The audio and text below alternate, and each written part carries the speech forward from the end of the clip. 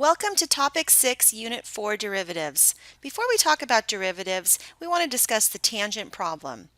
Now we know that a tangent line to a circle is a line that intersects a circle at only one point.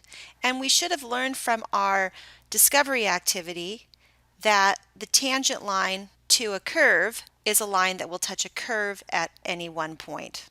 We also should have learned that if we start with a secant line that we see here, and if we cause the 2 points that create the secant line to get closer together, we actually wind up with a tangent line.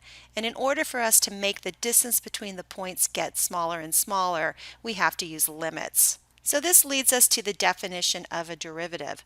The derivative of the function f with respect to the variable x is the function f prime, whose value at x is the limit as h approaches 0 of f of x plus h minus f of x over h, provided the limit exists. The derivative at a point is the slope of a tangent line at that point.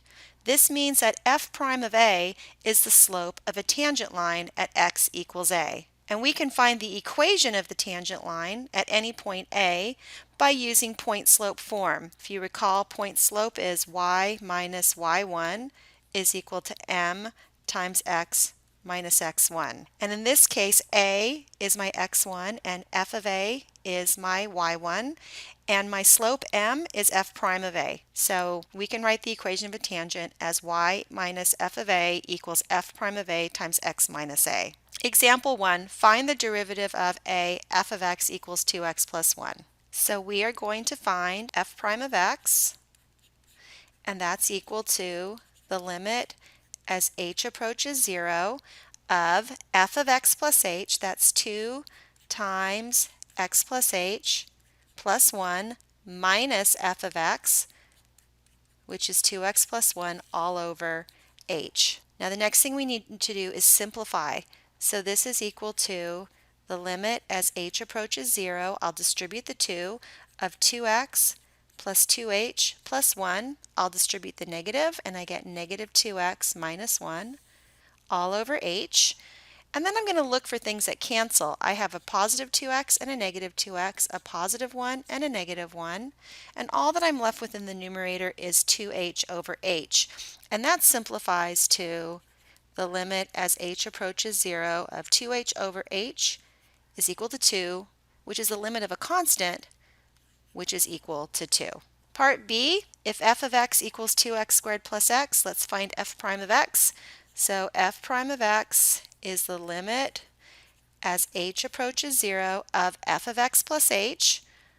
Remember, I'm going to put in x plus h everywhere that I see an x, and then I'm going to subtract f of x, 2x squared plus x, and then the whole thing is over h. So I'll start by foiling x plus h. So I've got 2 times x squared plus 2xh plus h squared. I don't need the parentheses for plus x plus h. I'll distribute the negative over 2x squared plus x, and I get minus 2x squared minus x. And the whole thing is over h. Now I'll distribute the 2, and I get 2x squared plus 4xh plus 2h squared plus x plus h minus 2x squared minus x all over h. I have a positive 2x squared and a negative 2x squared, a positive x and a negative x, and every term that's left in the numerator has an h in it. So I'm going to go through term by term and divide by h. So 4xh divided by h is 4x, 2h squared divided by h is 2h, and h divided by h is 1. Now I can plug in the 0 to evaluate the limit, and this is equal to 4x plus 1. For part C, we're going to find f prime of x if f of x is equal to the square root of x plus 2. So this will be the limit as h approaches 0 of f of x plus h. So I'm going to put in an x plus h where I see x minus f of x all over h. So I cannot just plug in the 0 for h the way it stands, or I'll be dividing by 0. But this one is a little bit tricky. How do I get rid of the 0 in the denominator? Well, what we can do is we can rationalize the numerator. We don't typically do that. We're used to rationalizing the denominator. But let's see what happens if we rationalize the numerator. To rationalize the numerator means that I'm going to have to multiply it by its conjugate. So this becomes the square root of x plus h plus 2 plus the square root of x plus 2, and I have to do it to the denominator as well. So we have x plus h plus 2 plus the square root of x plus 2. So if you remember, when you multiply conjugates together, the middle terms always cancel. So the numerator just becomes x plus h plus 2 times itself, which means the square root goes away, and I have x plus h plus 2, I'll just put that in parentheses, minus what I get when I have the square root of x plus 2 times the square root of x plus 2, which is x plus 2. And this is all over h times the square root of x plus h plus 2 plus the square root of x plus 2. So now if I eliminate the parentheses and simplify the numerator, I have x plus h plus 2. I'll distribute the negative, minus x minus 2 all over h times the square root of x plus h plus 2 plus the square root of x plus 2. Now I can cancel the positive x with the negative x, the positive 2 with the negative 2, and I just am left with h in the numerator. Well, that one h can cancel with the factor of h that's in the denominator. So now I have the limit as h approaches 0 of 1 over the square root of x plus h plus 2 plus the square root of x plus 2. It's now okay for me to plug in the 0 for h to evaluate the limit. So this is going to be equal to 1 over the square root of x plus 2 plus the square root of x plus 2. Well, those are like terms, so this becomes 1 over 2 times the square root of x plus 2. Example 2, find the derivative of f of x equals 2x squared minus 5x at 2. Or in other words, we want to find f prime of 2. So first we have to evaluate f prime of x. So f prime of x is the limit as h approaches 0 of 2 times x plus h squared minus 5 times x plus h, that's f of x plus h, minus f of x.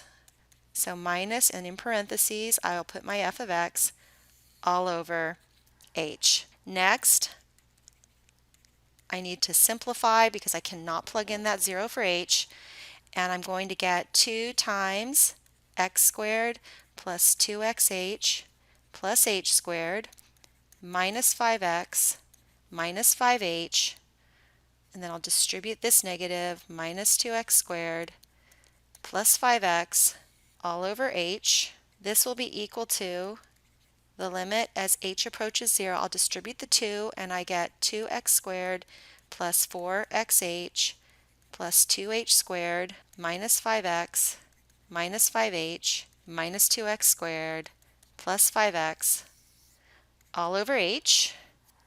And now I can cancel a positive 2x squared with a negative 2x squared, and a negative 5x with a positive 5x. And then I have 3 terms left in the numerator that are all divisible by h. So this is going to be equal to the limit as h approaches 0 of 4xh divided by h is 4x. 2h squared divided by h is plus 2h, and negative 5h divided by h is minus 5. So this, I can now plug in the 0 for h, and I get that f prime of x is equal to 4x minus 5. But they wanted us to find f prime of 2, so now I can say that f prime of 2 is what I get when I plug in a 2 for x. So that's 4 times 2 minus 5, and 8 minus 5 is equal to 3. Example 3, find an equation of the tangent line to the graph of f of x equals x squared over 4 at the point 1 and 1/4.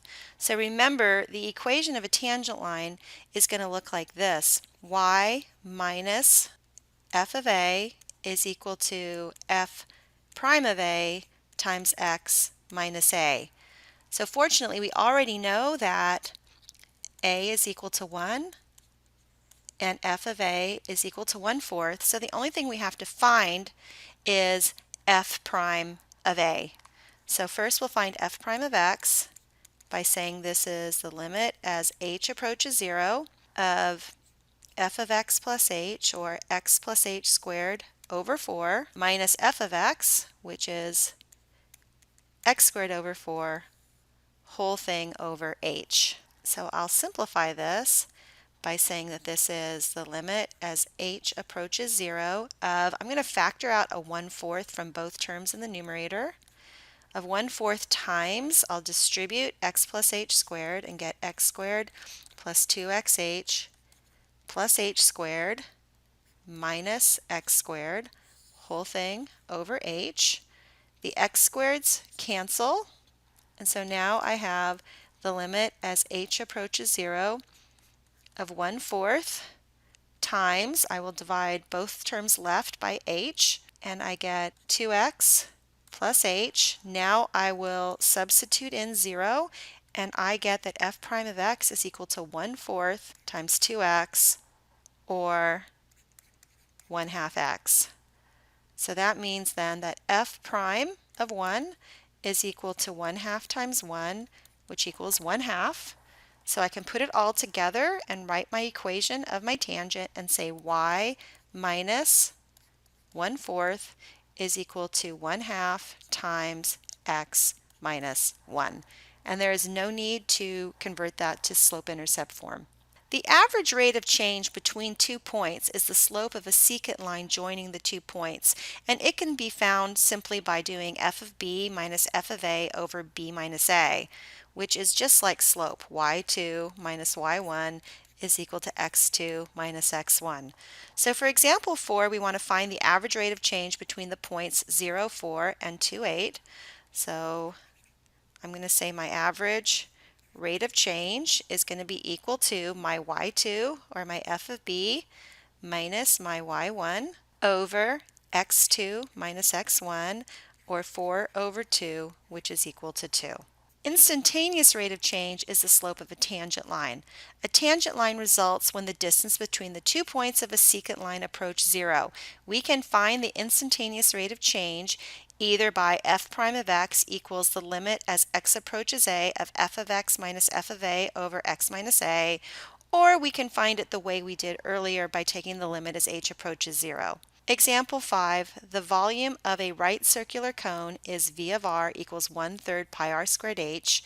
If h is a constant 6 feet and the radius is changing, find the instantaneous rate of change of v with respect to r when r equals 3. The instantaneous rate of change is the derivative, and so they want us to find v prime of 3. That's what we're looking for. So we know that V of r is equal to 1/3 pi r squared, and they're telling us that h is going to stay constant at 6. So if I write the volume just as a function of r, it's going to wind up being 2 pi r squared.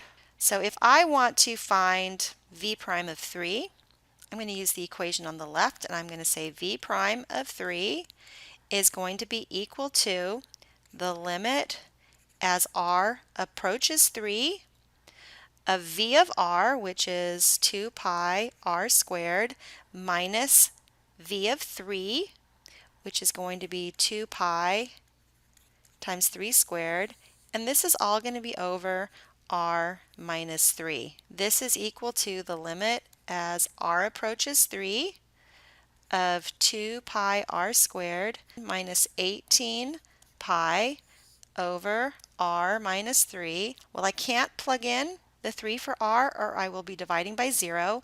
So let's see if we can factor the numerator. So this becomes the limit as r approaches 3. I can take a 2 pi out of both terms, and I'm left with r squared minus 9 over r minus 3.